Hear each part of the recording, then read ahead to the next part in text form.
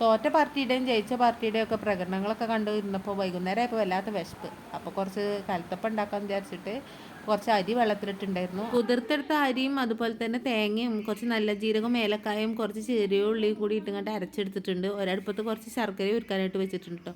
ആ ഒരു സമയം കൊണ്ട് തന്നെ നമുക്ക് കലത്തപ്പം ഉണ്ടാക്കാനുള്ള കുക്കറിൽ കുറച്ച് നെയ്യ് ഒഴിച്ചിട്ട് അതിലേക്ക് കുറച്ച് തേങ്ങാക്കൊത്തും ചെറിയുള്ളി കൂടി മൂപ്പിച്ചെടുക്കുക. അപ്പോഴേക്കും നമ്മൾ അരച്ചെടുത്ത മാവിലോട്ട് നമ്മുടെ ചൂടോട് കൂടി തന്നെയുള്ള ശർക്കരപ്പാനിയും കൂടി ഒഴിച്ച് നന്നായിട്ട് ഇളക്കി കൊടുക്കുക കേട്ടോ.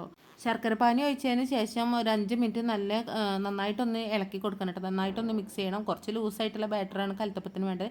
ഇതിലോട്ടൊരു പിഞ്ച് സോഡാപ്പൊടിയും ഒരു നുള്ളു ഉപ്പ് കൂടി ചേർത്ത് നന്നായിട്ട് ഒന്നും കൂടി ഇളക്കിയതിന് ശേഷം നമ്മൾ നേരത്തെ തേങ്ങയൊക്കെ വറുത്ത് വെച്ചിട്ടുണ്ടായിരുന്ന ആ കുക്കറിലോട്ട് ഈ ഒരു ബാറ്റർ ഒഴിച്ച് കൊടുക്കുക കേട്ടോ. എന്നിട്ടൊരു 5 മിനിറ്റ് ഹൈ ഫ്ലെയിമിലും പിന്നീട് ഒരു 10 മിനിറ്റോളം ലോ ഫ്ലെയിമിലും ആക്കിയിട്ട് നമുക്ക് കുക്കറിൻ്റെ അടപ്പ് തുറക്കാം. കുക്കറിന് ഒരിക്കലും വിസിൽ വെച്ചെടുക്കരുത് കേട്ടോ. അപ്പോഴേക്കും നമ്മുടെ കലത്തപ്പം റെഡി ആയിട്ടുണ്ടാവും. നല്ല ടേസ്റ്റ് ആയിട്ടുള്ള കലത്തപ്പാണ്.